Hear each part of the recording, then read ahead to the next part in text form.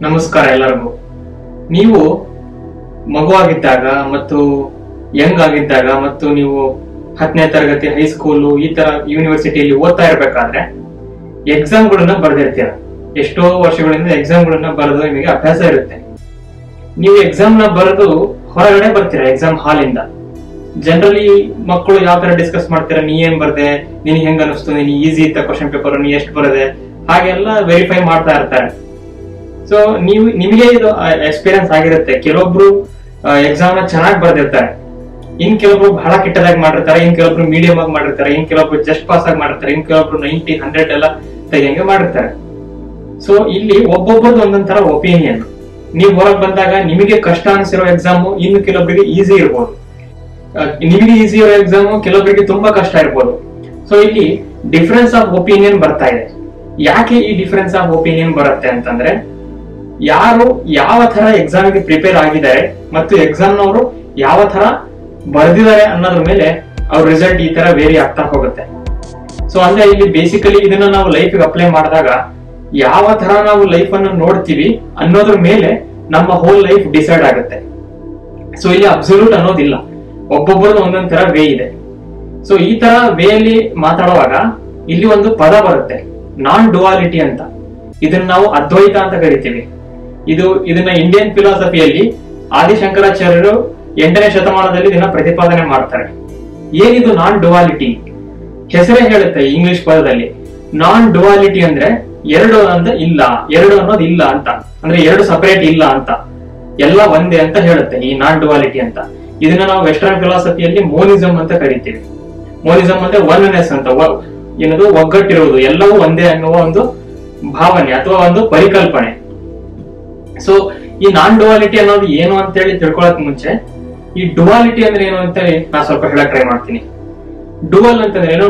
ಎರಡು ಆಪೋಸಿಟ್ ಇರ್ತಾವಲ್ಲ, plus minus, ಉತ್ತರ ದಕ್ಷಿಣ, ಮೇಲೆ ಕೆಳಗೆ, ಬೆಂಕಿ ನೀರು, ಸೂರ್ಯ ಚಂದ್ರ, ಈ ತರ ಎರಡೆರಡು.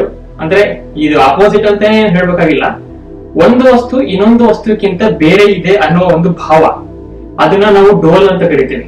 ಫಾರ್ ಎಕ್ಸಾಂಪಲ್, ನೀವೇ ಮನೇಲಿ ಕೂತಿದ್ರೆ ನೋಡಿ, ಚೇರ್ಗಳು, ಫರ್ನಿಚರ್ಗಳು ಮತ್ತು ಏನು ಸೋಫಾ ಇರುತ್ತೆ, ಇವೆಲ್ಲ ಫರ್ನಿಚರ್ ಕ್ಯಾಟಗರಿ ಬರುತ್ತೆ.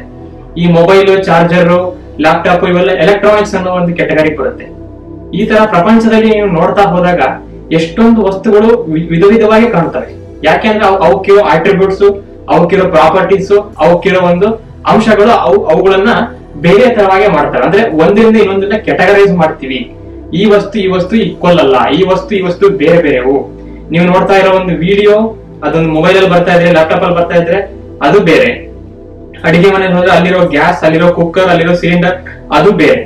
ನೀವು ನೋಡ್ತಾ ಇರೋ ಲೈಟ್ ಅದು ಬೇರೆ. ಒಟ್ನಲ್ಲಿ ಎಲ್ಲವೂ ಬೇರೆ ಬೇರೆ ಬೇರೆ ಅನ್ನೋ ಒಂದು ಸಿದ್ಧಾಂತ, ಇದು ಡುವಾಲಿಟಿ ಅಂತ ಕರೀತಾರೆ. ಆದ್ರೆ ಈ ನಾನ್ ಡುವಾಲಿಟಿ ಅನ್ನೋದು ಏನ್ ಹೇಳುತ್ತೆ? ಇದೇನ್ ಹೇಳುತ್ತೆ ಅಂತಂದ್ರೆ, ಈ ಡುವಾಲಿಟಿ ಏನ್ ಹೇಳುತ್ತೆ ಅದಕ್ಕಿಂತ ಆಪೋಸಿಟ್ ಹೇಳುತ್ತೆ. ಎಲ್ಲವೂ ಬೇರೆ ಬೇರೆಯಿಂದ ಮಾಡಲ್ಪಟ್ಟಿದೆ ಅಂತ ಹೇಳುತ್ತಲ್ಲ, ಈ ಒಂದು ಅದ್ವೈತ ಏನ್ ಹೇಳುತ್ತೆ, ಎಲ್ಲವೂ ಕಾನ್ಶಿಯಸ್ ಇಂದ ಮಾಡಲ್ಪಟ್ಟಿದೆ, ಎಲ್ಲವೂ ಕಾನ್ಶಿಯಸ್, ಎಲ್ಲವುಗಳು ಆಟಮ್ಗಳಿಂದ ಮಾಡಲ್ಪಟ್ಟಿದೆ ಅಂತ ವಿಜ್ಞಾನ ಹೇಳುತ್ತೆ ನಮ್ಗೆ. ಅದು ನಾನ್ ಡುವಾಲಿಟಿ ಹೇಳೋದು ಆ ಆಟಮ್ ಕೂಡ ಕಾನ್ಶಿಯಸ್ ಇಂದ ಮಾಡಲ್ಪಟ್ಟಿದೆ. ಅದ್ರ ಪ್ರಕಾರ ಎಲ್ಲಾ ನೋಡುವ ಮನುಷ್ಯರು ಒಂದೇ, ನಾವು ಒಂದೇ, ಪ್ರಾಣಿಗಳು ಒಂದೇ, ಎಲ್ಲಾ ನಡೀತಕ್ಕಂಥ ಘಟನೆಗಳು ಒಂದೇ. ಯಾವುದೇ ಯೂನಿವರ್ಸ್ ಅಲ್ಲಿ ಏನೋ ಒಂದು ನಕ್ಷತ್ರ ಸಿಡಿತಾ ಇದ್ರು ಆ ಘಟನೆನೂ ಒಂದೇ. ಎಲ್ಲೋ ಒಂದು ಆಸ್ಟ್ರೇಲಿಯಾದಲ್ಲೋ ಮೆಕ್ಸಿಕೋದಲ್ಲಿ ಯಾವ್ದೋ ಒಂದು ಬೆಕ್ಕು ಎಲ್ಲೋ ಒಂದು ಚರಂಡಿలో ಬಿತ್ತಂದ್ರೆ ಆ ಘಟನೆನೂ ಒಂದೇ. ಇದು ಸುಮ್ಮನೆ ತಮಾಷೆಗೆ ಹೇಳಿದ್ದೀನಿ. ಈ ನಾನ್ ಡುವಾಲಿಟಿ ಏನ್ ಹೇಳುತ್ತೆ ಅಂತಂದ್ರೆ, ಎಲ್ಲವೂ ಕಾನ್ಶಿಯಸ್ ಇಂದ ಮಾಡಲ್ಪಟ್ಟಿದೆ. ಯಾಕೆ ಒಂದ್ರಿಂದ ಇನ್ನೊಂದು ಬೇರೆ ಆಗಿದೆ ಅಂತ ನಮಗ್ ಭಾಸ ಆಗುತ್ತೆ ಅಂತಂದ್ರೆ, ಅವುಗಳು ಲೆವೆಲ್ ಆಫ್ ಕಾನ್ಶಿಯಸ್ ಅಲ್ಲಿ ಇದಾವೆ. ಓಕೆ, ಈ ಕಾನ್ಶಿಯಸ್ ಅಲ್ಲಿ ಇದೆ ಅಂತಂದ್ರೆ ಇದಕ್ಕೆ ಮಿತಿ ಏನು? ಮಿತಿ ಇಲ್ಲ. ಇದು ಇನ್ಫೈನೈಟ್ ಕಾನ್ಶಿಯಸ್ನೆಸ್. ಇನ್ಫೈನೈಟ್ ಕಾನ್ಶಿಯಸ್ನೆಸ್ ಅಂದ್ರೆ ಒಂದು ಸ್ಪಿಯರ್ ಅಂತ ಕನ್ಸಿಡರ್ ಮಾಡಿ, ಆ ಸ್ಪಿಯರ್ಗೆ ಎಡ್ಜೆ ಇಲ್ಲ, ಆ ಸ್ಪಿಯರ್ಗೆ ಪೆರಿಮೀಟರ್ ಅನ್ನೋದೇ ಇಲ್ಲ, ಪರಿಧಿ ಅನ್ನೋದೇ ಇಲ್ಲ, ಅದು ಹಂಗೆ ಹಿಗ್ತಾನೆ ಹೋಗುತ್ತೆ. ನೀವು ಒಂದು ಕಾನ್ಶಿಯಸ್ನೆಸ್ ಅನ್ನೋ ಒಂದು ಸರ್ಕಲ್ ಮಾಡಿ, ಒಂದು ಸ್ಪಿಯರ್ ಮಾಡಿ, ಅದರೊಳಗಡೆ ಏನೇನನ್ನ ತುಂಬಬಹುದು ಅಂತ ಹೇಳಿ ಲೆಕ್ಕ ಹಾಕ್ತಾ ಬನ್ನಿ. ಮನುಷ್ಯರು, ಅವರ ಫೀಲಿಂಗ್ಗಳು, ಕಾರ್ಗಳು, ಪ್ರಪಂಚದಲ್ಲಿರುವ ಘಟನೆಗಳು, ವಸ್ತುಗಳು, ಕೆಟ್ಟದ್ದು, ಒಳ್ಳೇದು ಎಲ್ಲವನ್ನು ಕಾನ್ಶಿಯಸ್ ಅಲ್ಲಿ ಹಾಕಿದ್ರೆ ಅದರಿಂದ ಹೊರಗಡೆ ಏನಾದ್ರು ಇದೆಯಾ ಅಂತ ಒಂದು ಕ್ವಶನ್ ಬರುತ್ತೆ. ಸ್ವಲ್ಪ ಯೋಚನೆ ಮಾಡಿ ನೋಡಿದ್ರೆ ಏನೂ ಇಲ್ಲ. ಯಾಕೆಂದ್ರೆ ಅಕಸ್ಮಾತ್ ಏನಾದ್ರೂ ಇದ್ದಿದ್ರೆ ಅದು ಕೂಡ ಕಾನ್ಶಿಯಸ್ನೆಸ್. ಯಾಕೆಂದ್ರೆ ನಾ ಏನ್ ಹೇಳಿದ್ರೆ ಅದಕ್ಕೆ ಲೆವೆಲ್ ಇರುತ್ತೆ. ಸೊ ಈ ಕಾನ್ಶಿಯಸ್ನೆಸ್ ಹಿಗ್ತಾ ಬರುತ್ತೆ. ಸೊ ಇದ್ರ ಪ್ರಕಾರ ನೀವೊಂದು ಕ್ವಶನ್ ಮಾಡ್ಬೋದು, ಹಾಗಂದ್ರೆ ಎಲ್ಲವನ್ನೂ ನಮ್ ಕೈಯಲ್ಲಿ ಮಾಡಕ್ಕಾಗಲ್ಲ, ಅಂದ್ರೆ ನಾವು ಹ್ಯೂಮನ್ ಇದೀವಲ್ಲ, ಹ್ಯೂಮನ್ ಫಾರ್ಮಲ್ ಮಾಡಕ್ಕಾಗಲ್ಲ. ಎಲ್ಲವನ್ನು ಕೆಪಬಲ್ ಮಾಡುವಂತಹ ಒಂದು ಶಕ್ತಿ ಯಾವುದು, ಆ ಒಂದು ಯಾವ್ದು ಒಂದು ಇನ್ಫೈನೈಟ್ ಕಾನ್ಶಿಯಸ್ನೆಸ್ ಅದು ಎಲ್ಲಿದೆ, ಅದು ದೇವರ ಫಾರ್ಮಲ್ ಇದೆ ಅಂತೇಳಿ ನೀವು ಕೇಳ್ತೀರಾ. ಆದ್ರೆ ಇದ್ರ ಪ್ರಕಾರ ದೇವರು ಕೂಡ ಇದರಲ್ಲೇ ಬೌಂಡ್ ಆಗಿದೆ. ಅಂದ್ರೆ ಕಾನ್ಶಿಯಸ್ನೆಸ್ ಅದು ಒಂದು ಇನ್ಫೈನೈಟ್ ಲೆವೆಲ್ ಆಫ್ ಕಾನ್ಶಿಯಸ್ನೆಸ್, ಅನಂತ ಲೆವೆಲ್ ಆಫ್ ಕಾನ್ಶಿಯಸ್ನೆಸ್. ಅದಕ್ಕೆ ಇದನ್ನ ಕ್ರಿಯೇಟ್ ಮಾಡಕ್ ಸಾಧ್ಯನೇ ಇಲ್ಲ. ಯಾಕಂದ್ರೆ ಏನಾದ್ರು ಕ್ರಿಯೇಟ್ ಮಾಡಿದ್ರೆ ಅಂದ್ರೆ ಅದಕ್ಕಿಂತ ಹಿಂದೆ ಏನೋ ಬೇರೆ ಇತ್ತು ಅಂತ ಬರುತ್ತೆ ಕಾನ್ಸೆಪ್ಟ್. ಸೊ ಇಲ್ಲಿ ಬೇರೆ ಅನ್ನುವ ಕಾನ್ಸೆಪ್ಟೇ ಇಲ್ಲದೆ ಇರೋದ್ರಿಂದ ಕ್ರಿಯೇಷನ್ ಅನ್ನೋದೇ ಇಲ್ಲ. ಕ್ರಿಯೇಷನ್ ಇಲ್ಲ ಅಂತಂದ್ರೆ ಅದಕ್ಕೆ ಎಂಡ್ ಕೂಡ ಇಲ್ಲ. ಯಾವಾಗ್ಲೂ ಇರುವಂತದ್ದು ಎಲ್ಲವೂ ಒಂದೇ, ಎಲ್ಲವೂ ಎಲ್ಲದರಲ್ಲೂ ಇರುವಂತದ್ದೇ ಈ ಒಂದು ಅದ್ವೈತ ಅಂತ ನಾವು ಕರಿತೀವಿ. ಸೊ ಯಾಕೆ ಬೇಕು ಇದು ಅದ್ವೈತ ನಮ್ಮ ಲೈಫ್ ಅಲ್ಲಿ, ಇದರಿಂದ ಏನ್ ಯೂಸ್ ಇದೆ, ಇದನ್ನ ಯಾಕೆ ಫಾಲೋ ಮಾಡಬೇಕು? ಸೊ ಈ ಕ್ವಶನ್ ಗೆ ನನಗೆ ಕರೆಕ್ಟ್ ಆಗಿ ಆನ್ಸರ್ ಇಲ್ಲ. ಆದ್ರೆ ಈ ಒಂದು ಅದ್ವೈತ ಅನ್ನುವ ಈ ನಾನ್ ಡ್ಯುಯಾಲಿಟಿನ ಫಾಲೋ ಮಾಡಿದ್ರೆ ಏನಾಗುತ್ತೆ ಅಂತ ನಾನು ಹೇಳ್ತೀನಿ. ಸೊ ಇಲ್ಲಿ ನಾ ಏನ್ ಹೇಳಿದೆ, ಏನೇ ಘಟನೆಗಳು ಆದ್ರೂ ಕೂಡ ಎಲ್ಲವೂ ಒಂದೇ ಅಂತ ಹೇಳುತ್ತೆ. ಅಂದ್ರೆ ಒಂದರಿಂದ ಇನ್ನೊಂದನ್ನು ಸಪರೇಟ್ ಮಾಡ್ತಕ್ಕಂತ ಬೌಂಡ್ರಿ ಏನಿದೆ, ಈ ಡುಯಾಲಿಟಿ ಏನ್ ಬೌಂಡ್ರಿ ಇದೆ, ಆ ಬೌಂಡ್ರಿ ನಾನ್ ಡುಯಾಲಿಟಿ ಇಲ್ಲ, ಅದ್ವೈತದಲ್ಲಿ ಇಲ್ಲ. ಸೊ ಇದ್ರ ಪ್ರಕಾರ ಏನಾದ್ರೂ ಪಡ್ಕೊಳ್ತಾ ಇದ್ದೀನಿ ಅನ್ನೋ ಫೀಲಿಂಗ್ ಕೂಡ ಒಂದೇ, ಏನೋ ಕಳ್ಕೊಳ್ತಿದ್ದೀನಿ ಅನ್ನೋ ಫೀಲಿಂಗ್ ಕೂಡ ಒಂದೇ.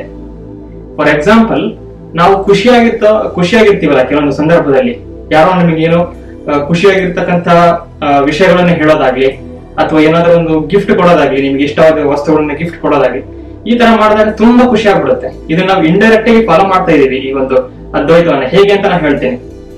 ಸೊ ಈ ತರ ಗಿಫ್ಟ್ ಕೊಡ್ತಕ್ಕಂತ ಒಂದು ಸಿನಾರಿಯೋದಲ್ಲಿ ನಿಮ್ಗೆ ತುಂಬಾ ಖುಷಿ ಆಗುತ್ತಲ್ಲ, ಅವಾಗ ಆ ಗಿಫ್ಟ್ ತಗೊಂಡ್ ಮೂಮೆಂಟ್ ಅಲ್ಲಿ ನೀವ್ ಏನ್ ಯೋಚನೆ ಮಾಡ್ತೀರಾ?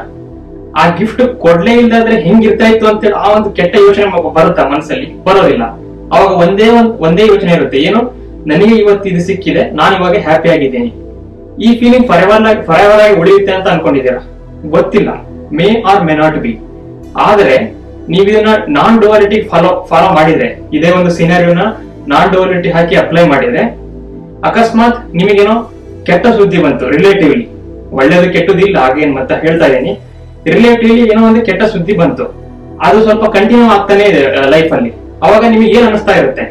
ಅದೇ ಕೆಟ್ಟ ಸುದ್ದಿಯಲ್ಲೇ ಇರ್ಬೇಕು ಅಂತ ಅನಿಸ್ತಾ ಇರುತ್ತೆ ಮನಸ್ಸು? ಇಲ್ಲ. ಏನ್ ಅನ್ಸುತ್ತೆ, ಇದರಿಂದ ಹೊರಗೆ ಬಂದ್ರೆ ಇರ್ಬೋದು ಅಂತ ಒಂದು ಯೋಚನೆ ಬರುತ್ತೆ.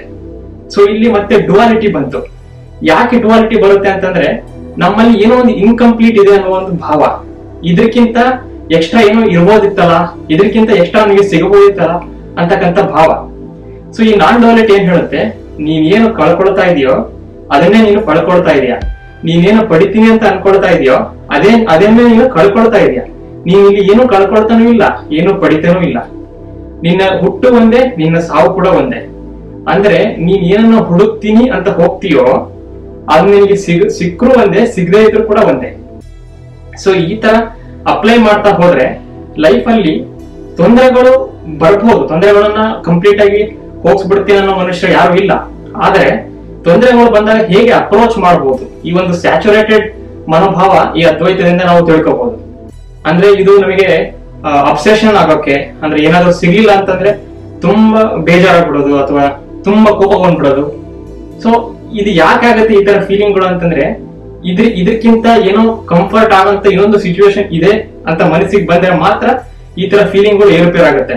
ಆದ್ರೆ ಎಲ್ಲವೂ ಒಂದೇ, ಇದು ಬೇರೆ ಅಲ್ಲ, ಅದು ಬೇರೆ ಅಲ್ಲ, ನನಗೆ ಸಿಕ್ಕರು ಒಂದೇ, ಸಿಗದೆ ಇದ್ರು ಕೂಡ ಒಂದೇ. ಅಂದ್ರೆ ಕರೆಂಟ್ ಮೂಮೆಂಟ್ ಅಲ್ಲಿ, ಕರೆಂಟ್ ಕಾನ್ಶಿಯಸ್ನೆಸ್ ಅಲ್ಲಿ ನಾನು ಒಂದೇ, ನೀವು ಒಂದೇ. ನನ್ನೊಳಗೆ ಯಾವ ಒಂದು ಎನರ್ಜಿ ಹರಿತಾ ಇದೆ ಅದೇ ಎನರ್ಜಿ ನಿಮ್ಮೊಳಗೆ ಇರುತ್ತೆ. ಯಾಕೆ ಅಂದ್ರೆ ಇದು ನನಗೆ ಕೂಡ ಯೋಚನೆ ಬಂದಿತ್ತು. ನಾ ಏನ್ ಯೋಚನೆ ಮಾಡ್ತಾ ಇದ್ದೆ ಅಂತಂದ್ರೆ, ಈಗ ನನಗೆ ಹುಟ್ಟಿದೆ, ನಮ್ಮನ್ನ ಹುಟ್ಟಿಸಿದವರಿಗೆ ಹುಟ್ಟಿದೆ, ಅವ್ರನ್ನ ಹುಟ್ಟಿಸಿದವರಿಗೆ ಹುಟ್ಟಿದೆ, ಹೀಗೆ ಹೋಗ್ತಾ ಹೋಗ್ತಾ ಹೋದ್ರೆ ಭೂಮಿ ಬರುತ್ತೆ, ಭೂಮಿಗೆ ಹುಟ್ಟಿದೆ. ಹೀಗೆ ನೀವು ಹಿಂದಕ್ಕೆ ಹೋಗ್ತಾ ಹೋಗ್ತಾ ಎಲ್ಲಿ ತನಕ ಹೋಗುತ್ತೆ? ಬಿಗ್ ಬ್ಯಾಂಗ್ ತನಕ ಹೋಗುತ್ತೆ. ಸೊ ಬಿಗ್ ಬ್ಯಾಂಗ್ ನಮ್ಗೆ ವಿಜ್ಞಾನದ ಪ್ರಕಾರ ನೋಡ್ತಾ ಹೋದ್ರೆ ಅದಕ್ಕೊಂದು ಏನೋ ಆದಿ ಅಂತ ಇದೆ, 13 ಬಿಲಿಯನ್ ಇಯರ್ಸ್ ಆಗುವಂತ. ಅದಕ್ಕಿಂತ ಹಿಂದೆ ಏನಿತ್ತು ಅಂತಂದ್ರೆ ನನಗೆ ಆನ್ಸರ್ ಇಲ್ಲ. ಆದ್ರೆ ಇದೇ ಒಂದು ಅಪ್ರೋಚ್ ನ ನಾನ್ ಡುಯಾಲಿಟಿಗೆ ನೀವು ಅಪ್ಲೈ ಮಾಡಿ ನೋಡಿದಾಗ ಅದಕ್ಕಿಂತ ಹಿಂದೆನೂ ಕೂಡ ಕಾನ್ಶಿಯಸ್ನೆಸ್ ಇತ್ತು. ಅಲ್ಲಿಂದ ಕಾನ್ಶಿಯಸ್ ಲೆವೆಲ್ ಬೇರೆ ಆಗ್ತಾ ಬಂತು, ಯೂನಿವರ್ಸ್ ಅನ್ನೋದು. ಮುಂದೆ ಕೂಡ ಯಾವ್ದೋ ಬೇರೆ ಲೆವೆಲ್ ಇನ್ಕ್ರಿಮೆಂಟ್ ಆಗ್ತಾ ಹೋಗುತ್ತೆ. ಅದ್ವೈತ ನಮ್ಮ ಲೈಫ್ ಅಲ್ಲಿ ಈ ತರ ರೋಲ್ ನ ಪ್ಲೇ ಮಾಡುತ್ತೆ. ಇದನ್ನ ಎಷ್ಟು ಜನ ಫಾಲೋ ಮಾಡ್ತಾರೆ ನನಗೆ ಗೊತ್ತಿಲ್ಲ. ಇದರಿಂದ ಎಷ್ಟು ಎಫೆಕ್ಟಿವ್ ಅಂತ ಗೊತ್ತಿಲ್ಲ, ಆದ್ರೆ ಪರ್ಸನಲಿ ಎಫೆಕ್ಟ್ ಆಗಿ ನಾನು ಅದ್ವೈತವನ್ನ ಇಂಡೈರೆಕ್ಟ್ ಆಗಿ ಫಾಲೋ ಮಾಡ್ತಾ ಇರೋದ್ರಿಂದ ಇದು ಲೈಫ್ ಅಲ್ಲಿ ಸ್ಯಾಚುರೇಷನ್ ಅನ್ನೋ ಒಂದು ಮನೋಭಾವವನ್ನ ತಂದುಕೊಡುತ್ತೆ. ಅದ್ವೈತದ ಬಗ್ಗೆ ತಿಳಿಸ್ಕೊಡ್ಬೇಕು ಅಂತ ಹೇಳಿ ಅನಿಸ್ತು, ಅದಕ್ಕೆ ಈ ವಿಡಿಯೋನ ಮಾಡಿದೀನಿ. ನಿಮ್ಗೆ ಇದೇ ತರಹದ ಬ್ರಹ್ಮಾಂಡಗಳ ವಿಷಯಗಳು ಮತ್ತು ವಿಜ್ಞಾನಗಳ ವಿಷಯಗಳು ಇಷ್ಟ ಆದಲ್ಲಿ ದಯವಿಟ್ಟು ನನ್ನ ಚಾನಲ್ ಸಬ್ಸ್ಕ್ರೈಬ್ ಮಾಡಿ. ಧನ್ಯವಾದಗಳು.